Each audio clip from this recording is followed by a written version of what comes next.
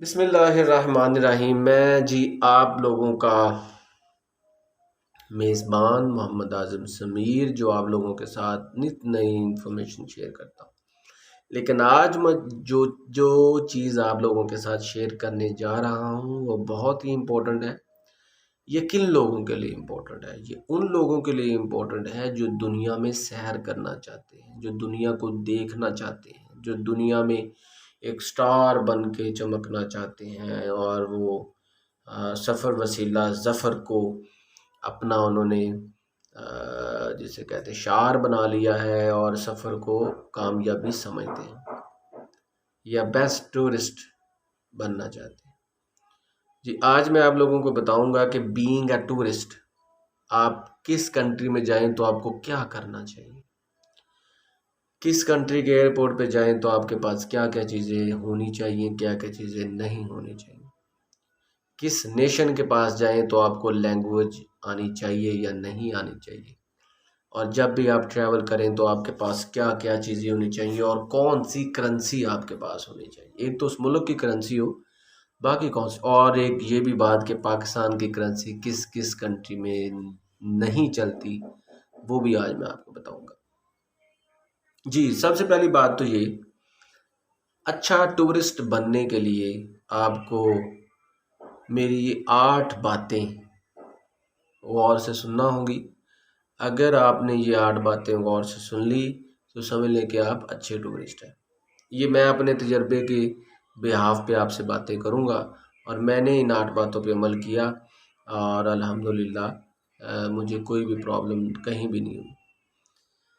पहली बात तो ये कि अगर आप एशिया में ट्रैवल करना चाहते हैं, और सबसे बड़ी बात कि जब कभी भी, पहली एडवाइस, जब कभी भी आप टूर करें किसी भी कंट्री का, so you have less luggage and more visits, more journey.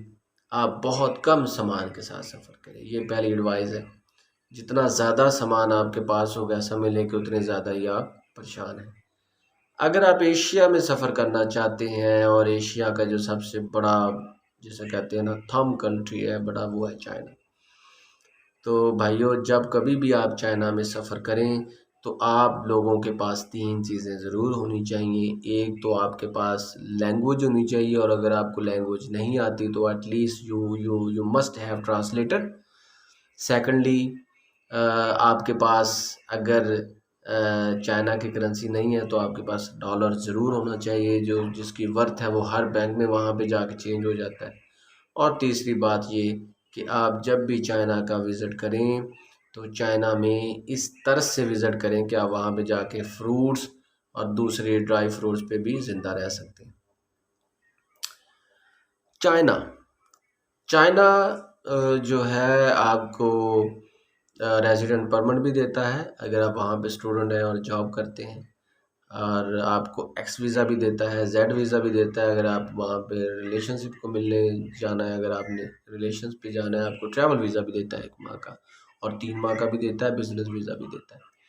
तो चाइना के जो इम्पोर्टेंट एयरपोर्ट हैं उनमें बीजिंग है, शंघाई है, शिनजियांग है, लांचू है, ग्वांगचू है, हार्बिन है, शियान है, लांचो है, सूचो है।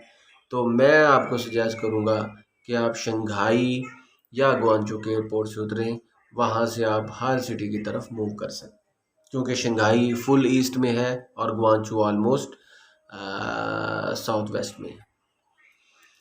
उसके बाद चाइना में होटलिंग बहुत ज़्यादा महंगी है। अगर आप, क्योंकि चाइना में एक रूल है कि इंटरनेशनल लोगों के लिए अलग होटल है, और वो कम से कम 700-800 युआन बनते हैं अगर आप एक आम से होटल में भी ठहरते हैं। जी, दूसरी एडवाइस जो टूरिस्ट के लिए वो ये है कि आप जब भी जिस कंट्री के बारे में के तरफ भी सफ़र करें तो उस कंट्री का आपके पास ऐप हो या आपके पास ट्रांसलेटर ज़रूर हो। अगर आप एशिया में जापान, किसी भी लैंग्वेज कंट्री की तरफ जाना चाहते हैं तो आपको एटलीस्ट उसका ट्रांसलेटर ज़रूर होना चाहिए, जैसा कि जापान है, चाइना है, उसके साथ साथ इंडोनेशिया है, मलेशिया है। मलेशिया में तो खैर इंग्लिश भी आप बोल सकते हैं, इंडोनेशिया में भी इंग्लिश समझी जाती है। उसके साथ साथ जो अरब कंट्रीज़ है वहाँ पे भी इंग्लिश समझी जाती है, दुबई में भी इंग्लिश समझी जाती है। तो तुर्की तुर्की एक ऐसा कंट्री है जहाँ पे आपको थोड़ी सी प्रॉब्लम होगी, लेकिन नॉट अ बिग इशू। अगर आप ईरान की तरफ सफ़र करते हैं तो आपके पास पर्शियन ट्रांसलेटर ज़रूर होना चाहिए। इसके साथ साथ यूरोप में अगर आप जाते हैं तो यूरोप ऑलमोस्ट हर जगह पे आपको वो अपनी ही लैंग्वेज बोलते हैं। जैसा कि फ्रांस में अगर जाएं तो वो फ्रेंच लैंग्वेज, इटली में जाएं तो इटालियन लैंग्वेज। इसके साथ साथ ऑस्ट्रिया में उनकी अपनी लैंग्वेज है। उसके साथ साथ जो आयरिश हैं वो अपनी लैंग्वेज बोलते हैं, लेकिन इंग्लिश भी वहाँ पे समझी जाती है। अगर अमेरिका की तरफ आप सफ़र करें तो अमेरिका में आपको बहुत एहतियात से, मोहतात से सफ़र करना पड़ेगा। और वहाँ पे गुड थिंग ये है कि नॉर्थ अमेरिका जो है वहाँ पे इंग्लिश समझी जाती है। कनाडा में भी समझी जाती है। कनाडा की खैर अपनी ज़ुबान भी है, लेकिन वहाँ पे इंग्लिश समझी जाती है। और जो साउदर्न अमेरिका है वहाँ पे आपको इंग्लिश का प्रॉब्लम होगा, क्यूबा में, अर्जेंटीना में, उसके अलावा फिजी में। इसके अलावा और बहुत से कंट्रीज़ हैं, अफ्रीका के कंट्री जैसे गिनी बिसाओ है, उसके अलावा युगांडा है, सूडान है, जहाँ पे आपको लैंग्वेज की प्रॉब्लम है। अगर आप एशिया में, अच्छा, जो तीसरी एडवाइस है टूरिस्ट के लिए वो ये है कि आप जब कभी भी सफ़र करें तो आपका जो पासपोर्ट होना चाहिए, that must you have a separate box for the passport. आप अपनी कमर में भी उसको लटका सकते हैं, अपनी जेब में भी रख सकते हैं, लेकिन उसका अगर बार बार अगर आप जेब से निकालेंगे तो उसके गिरने के भी चांसेस हैं। तो उसके लिए सेपरेट आप उसका बॉक्स रखें। और साथ अपनी एक्स्ट्रा कोई तस्वीरें भी रख लें। ये चौथी एडवाइस है, ताकि आपको कहीं पे जाना पड़े तो वो आपकी तस्वीर भी मांगे तो आप उनको दें। अगर आप यूरोप की तरफ सफ़र करते हैं तो ये याद रखिए कि यूरोप एक वीज़े पे आप पूरा यूरोप घूम सकते हैं, जिसका नाम है शेंजन वीज़ा।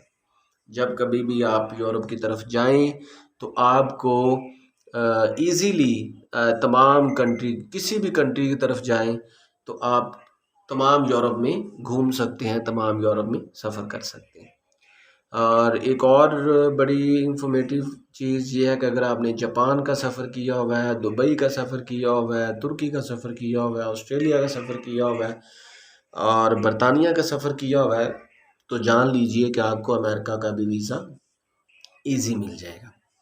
और अगर आप चाहते हैं कि आपके पास मलेशिया का वीज़ा नहीं भी है और अगर आप मलेशिया में 124 घंटे रह सकते हैं, अगर आप पाकिस्तानी हैं, तो आपके पास चाइना का रेजिडेंस परमिट हो या ऑस्ट्रेलिया का रेजिडेंस परमिट हो, तो आप मलेशिया में 124 घंटे, लगभग 4.5 दिन आप वहाँ पे क़याम कर सकते हैं। अगर हम मलेशिया की बात करें जी, तो Malaysia is a land of opportunities and is a land of multi culture. वहाँ पे आप कुआलालंपुर के जब रेलवे एयरपोर्ट से उतरते हैं तो आप कुआलालंपुर जाते हैं। सबसे पहले हर बंदा कुआलालंपुर जाता है। वहाँ पे आप बुकुत बिंतांग शॉपिंग प्लाजाज और the life of Malaysia you can observe over there. उसके अलावा वहाँ पे पेनंग है, उसके अलावा वहाँ पे ईपो है, अजलान शाह है और लंकावी बीच है, बीचेस है वहाँ पे, बोर्नियो है, उसके अलावा लुमट है, पेंकोर है। तो ये सारा कल्चर वहाँ पे, हम बिरी है, मलाका है, ये तमाम इलाके वहाँ पे देख सकते हैं। इंडियन कल्चर देख सकते हैं, चाइनीज़ कल्चर देख सकते हैं, इंडोनेशियन कल्चर देख सकते हैं, क्योंकि मलेशिया में ये 4 तरह के वो कल्चर पाए जाते हैं।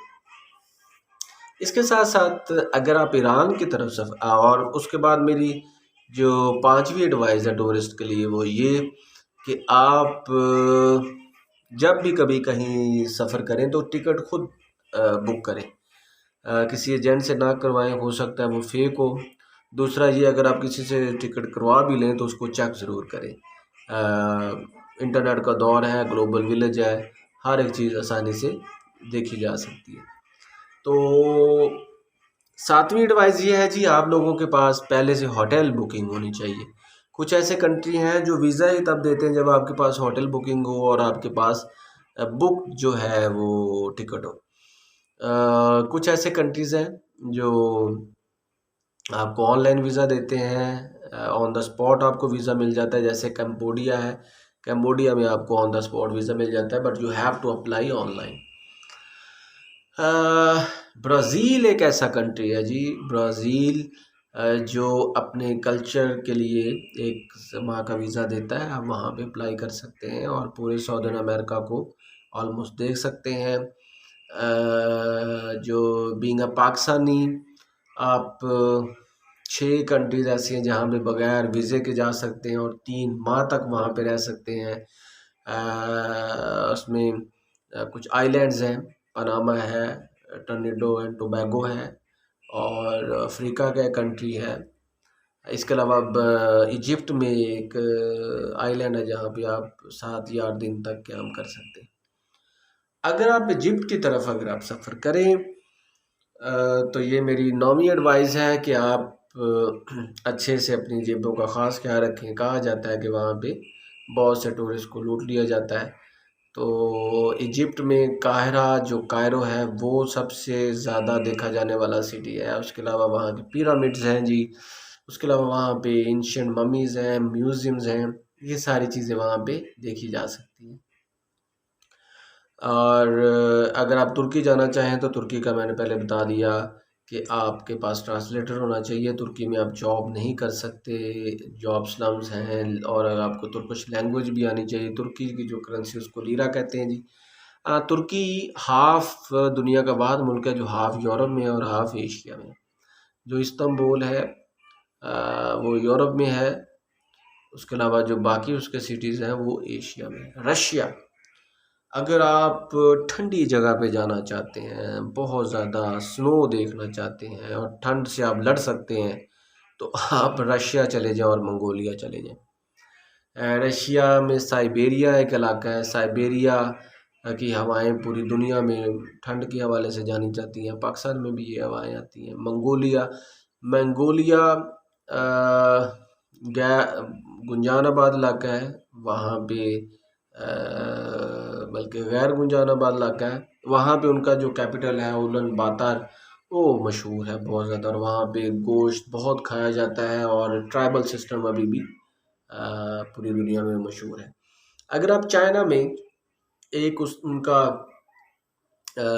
शिनजियांग सिटी देख लेते हैं, शिनजियांग कैपिटल देख लेते हैं, जिसका कैपिटल उर्मुची है, तो समझ लें कि आपने पूरा सेंट्रल एशिया देख लिया, क्योंकि वहाँ पे आपको ऑलमोस्ट हर सेंट्रल एशियन कंट्री का कल्चर मिलेगा, जिसमें अज़रबैजान है, तुर्कमानिस्तान है, उज़्बेकिस्तान है, तुर्कमानिस्तान है, किर्गिज़स्तान है।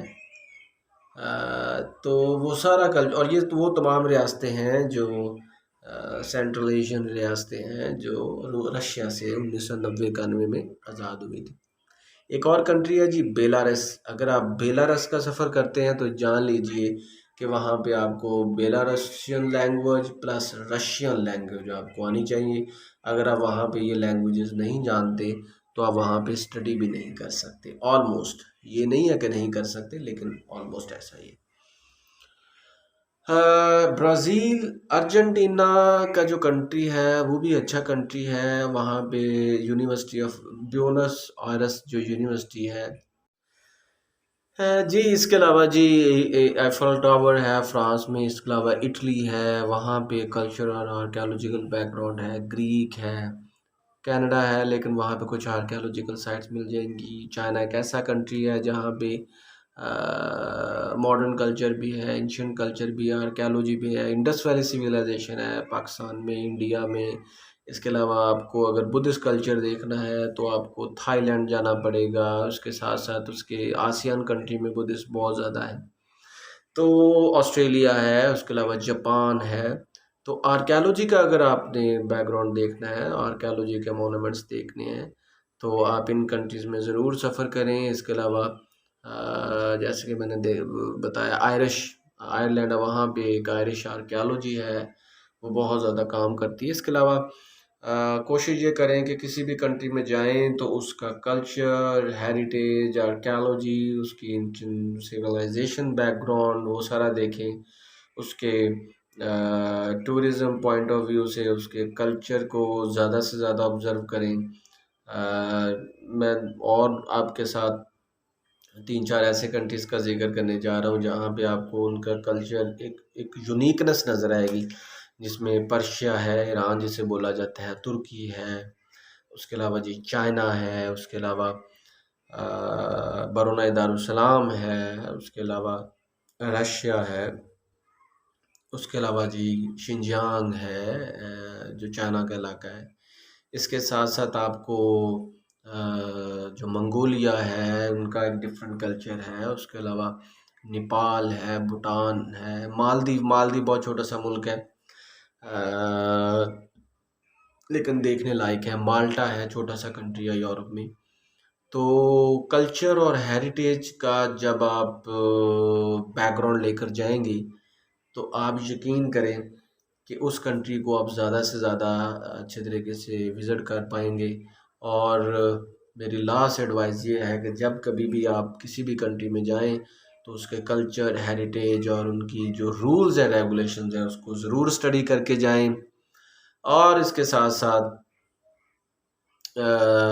be polite with all other nations whenever you have you got chance to travel abroad। Comment section में आप कोई भी ऐसा सवाल जो जियोग्राफी के मुतल्लक और करेंसीज के मुतल्लक, वीज़ा प्रोसेस के मुतल्लक आप करना चाहते हो, किसी भी नेशंस के मुतल्लक, जो you can ask me any question. मैं उम्मीद करता हूँ कि आपको मेरी ये इन्फॉर्मेशन अच्छी लगी होगी। और कोई भी अगर आपके माइंड में कोई भी सवाल हो, I would try my level best to answer you. Thank you so much.